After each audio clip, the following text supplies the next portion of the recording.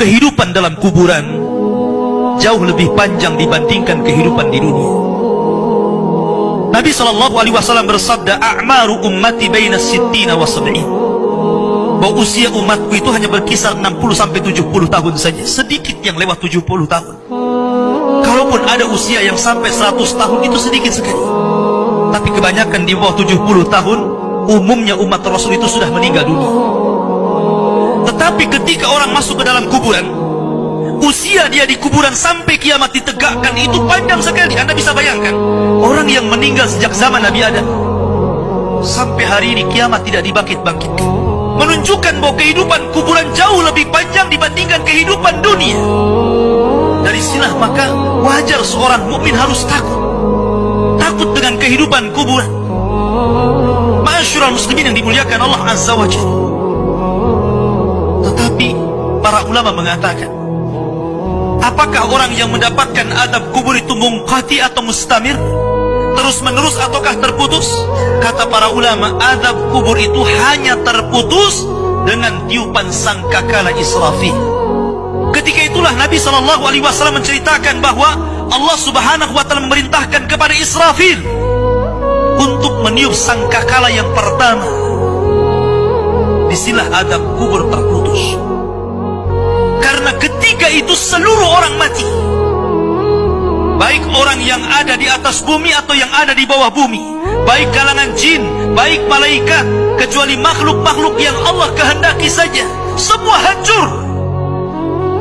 Dan Abu Hurairah radhiyallahu anhu menceritakan kehancuran bumi setelah tiupan sangkakala itu adalah 40. Bisa 40 hari, bisa 40 bulan, bisa 40 tahun. Yang jelas Allah hancurkan bumi ini. Allah luapkan lautan ke daratan. Allah jatuhkan bintang. Allah hancurkan gunung sehingga seperti kapas yang dihempas angin. Itulah yang disebut dengan kehancuran alam atau hari kiamat. Baru setelah kemudian bumi tidak bulat lagi, tapi bumi terhampar. Allah ganti bumi yang kita pijak dengan bumi yang baru. Itulah yang disebut dengan padang mahsyar. Maka disitulah Allah Subhanahu wa Ta'ala memerintahkan Israfil untuk meniup sangkakala kebangkitan. Yang kedua kalinya Israfil pun kemudian meniup sangkakala. Maka dari situlah manusia keluar dari perut bumi. Wa akhrajatil ardu athqalaha. Allah keluarkan beban-beban beratnya. Disitulah orang-orang yang beriman, ketika mereka muncul dari kuburan, maka mereka akan berkumpul dengan keluarganya. Allah mengatakan, alladzina amanu wattaba'athum dzurriyyatuhum biimanin alhaqna bihim dzurriyyatuhum. Orang-orang yang beriman, kemudian keimanan diikuti oleh keluarganya, oleh istrinya, oleh suaminya, oleh bapaknya, oleh anak-anaknya, oleh cucu-cucunya. Maka ketika mereka dibangkitkan dari kuburan, mereka langsung berkumpul menjadi satu keluarga. Dan itu sebuah ketenangan. Tapi orang-orang di luar daripada beriman, mereka keluar dari perut bumi seperti dua binatang. Pertama Allah contohkan dengan laron yang berterbangan. Anda bisa melihat laron apabila terbang di atas lampu atau di sekitar lampu. Lihat bagaimana cara terbangnya. Mereka akan saling tubruk dengan kawan-kawannya.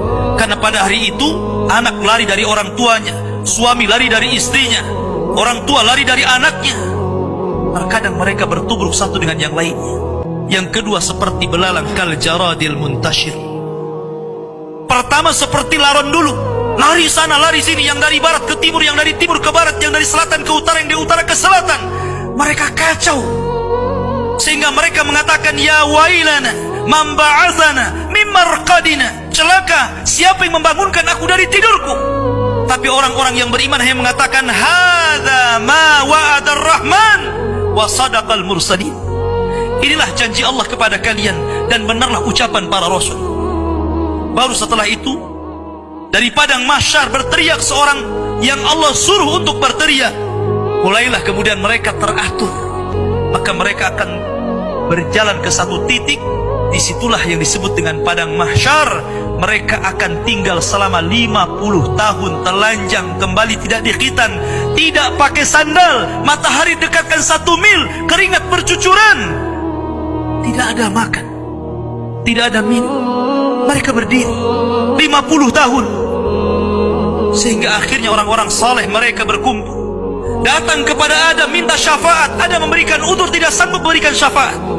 Kata Adam, datanglah kalian kepada Nuh, karena dia Rasul pertama dalam Islam, Rasul pertama setelah Adam. Maka mereka pun kemudian datang kepada Nuh. Nuh pun memberikan udzur, datanglah kalian kepada Ibrahim, karena dia Khalilur Rahman. Maka mereka datang kepada Ibrahim. Kata Ibrahim, aku tidak sanggup berikan syafaat, datanglah kalian kepada Musa, karena dia Kalimur Rahman. Ketika mereka datang kepada Musa, kata Musa, datanglah kepada Isa. Isa pun memberikan udzur, tidak bisa. Seandainya kalian datang kepada Muhammad sallallahu alaihi wasallam itu lebih baik.